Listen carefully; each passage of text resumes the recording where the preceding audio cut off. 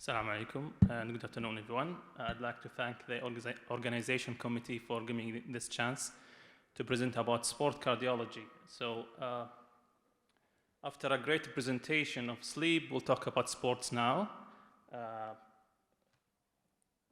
I have no disclosures, and I'll start with a few cases because athletes and active people, a lot of time they think that why should I have cardiac diseases? This is a few examples. The first one is Sergio Aguero, the Argentinian player who in October 2021, he had shortness of breath and palpitation during a game. And he was diagnosed with atrial fibrillation. Of course, his CHAD VASC is 0. And because of the recurrent symptoms, he decided to retire at the age of 33 on December 2021. A next case is a similar case, world champion Sami Khedira, who in February 2019, he had also palpitation on a training session, and he was diagnosed with atrial fibrillation with CHAD VASC 0, but the case is different as an outcome because he had an ablation and he was able to return to play after only 1 month.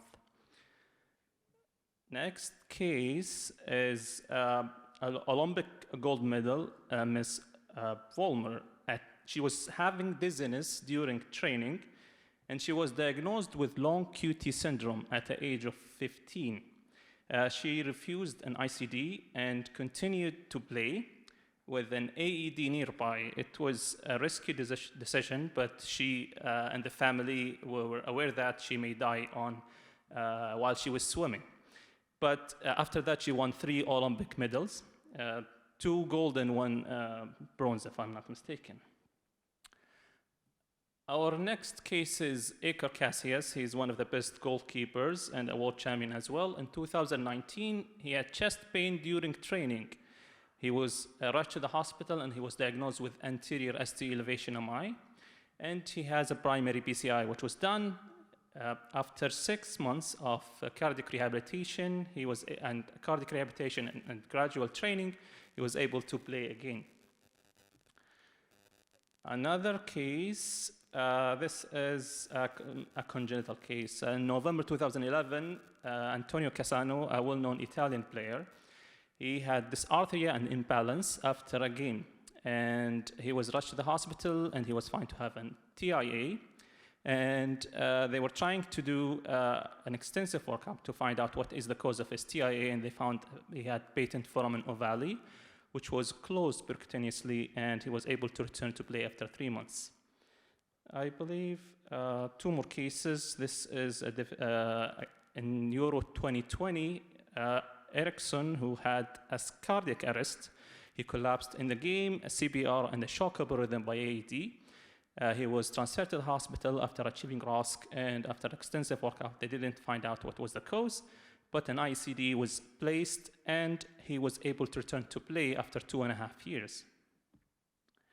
Last case, Mr. Butler. He's an NBA player. In 2018, he had a preseason checkup, and he was found to have HCM, which is hypertrophic cardiomyopathy.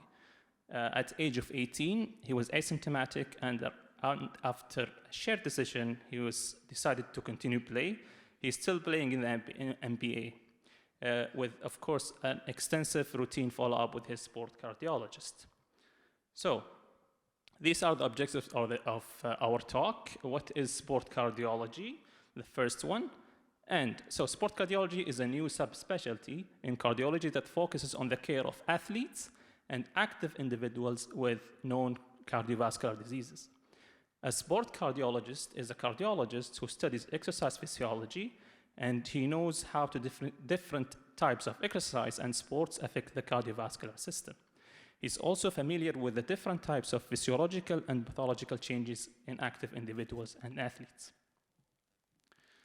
The 2 main goals of sport cardiology is first to ensure the safety during exercise by screening for conditions that predispose to sudden cardiac death, and to optimize the performance of cardiovascular system during exercise, of course, for athletes and for cardiac patients who want to exercise safely. So does the heart adapt to all kinds of sports in the same manner? The answer is no. exercise can be divided into either the mechanism of action or the mechanical metabolism, either isometric or static, or isotonic or dynamic. Examples for static is weightlifting, and example of dynamic is walking, swimming, or cycling. The other classification is either aerobics or anaerobics based on the metabolism, and each type can be divided, or each type is different according to the intensity of the exercise. So every sport has the two components of these, either dynamic or static, but the percentage of this component is different. For example, if we take a look at, let's say that low, I don't have a point, okay. So here, the low dynamic and low static, an example is yoga. If we take soccer as, you don't see the mouse, right? So in the right corner, this one. Yeah. Anyway. Okay, so it's here, right? You guys don't see it. Anyway, so sports that has high dynamic and low static, for example, is soccer, and sports that has high static but low dynamic is weightlifting, and finally, both high dynamic and high static boxing or cycling. So why this is important? Because the heart, as I said, it adapts differently. So for example, in dynamic exercise, as you can see here, the main thing that is markedly increased is O2 consumption, cardiac output, heart rate, and stroke volume. While in static exercise, the main things that are changed is the pressures, marked increase in systolic, diastolic, and the mean arterial pressure. And that will affect the cardiac muscle in a different way. So in dynamic or aerobic exercise, you will have more of eccentric LV hypertrophy and LV dilatation, and while in resistant exercise, you will have more of the concentric LV hypertrophy to override that pressure that you will have during that specific type of exercise. So why we need sport cardiologists? There are clear-cut cases, either white or black, that is easier to distinguish, but we need them for the gray zone cases. For example, if we have a case, a 19 years old gentleman with no past history, he's here just for regular checkup, he is asymptomatic and no family history. From this ECG, you will find that he has 2 BVCs. So what should I do? Should I clear him or should I do further testing? So if we look at the current evidence, there is an international criteria for ECG interpretation in athletes. And if you have either two borderlines or one abnormal findings, and in our case, more, if you can see in the red box, there is more than 2 or more BVCs. This is considered abnormal, and you have to do further investigation before you clear this patient. Another case, 29 years old soccer player who presented for pre-season checkup.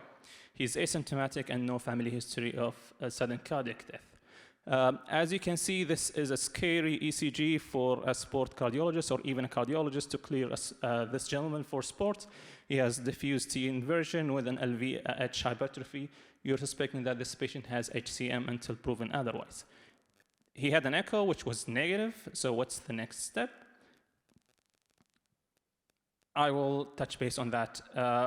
He had the cardiac MRI, which was negative, but he had gene studies which showed that he is genotype positive, phenotype negative for HCM. So should you clear this gentleman or should you disqualify him from soccer? I'll go through the next point and we'll have the answer there. So our final topic or objective of this talk is to restrict or not to restrict and the new updates. So this is a very informative paper which was published in 2020 ESC Guidelines for Sport Cardiology and Exercise in patients with cardiovascular disease. I'll just try to start with NHCM. It used to be disqualified from all moderate and high intensity exercise once diagnosed. But now the story has been changed. So if even participation in high-intensity exercise or competitive sport, if desired, can be considered if there is no high-risk features. And if there is high-risk features, the patient can participate in low and moderate intensity recreational sports. But participation in all competitive sports, if desired, may be considered for people who are gene positive for HCM with phenotype negative, as in our case. This is a very interesting slide about HCM and athlete's heart. Dr. Fahad explained about most of these changes. I'd like just to add up the LV cavity. If it's more than 55, this favors an athlete's heart. And also, if you have a normal diastolic function, or usually they have super normal diastolic function, this will also favors athlete's hearts. The next case, or the next topic in the guidelines is arrhythmogenic right ventricular cardiomyopathy. It also used to be disqualified from all kinds of sports, not a competitive, even low intensity exercise was forbidden for these patients.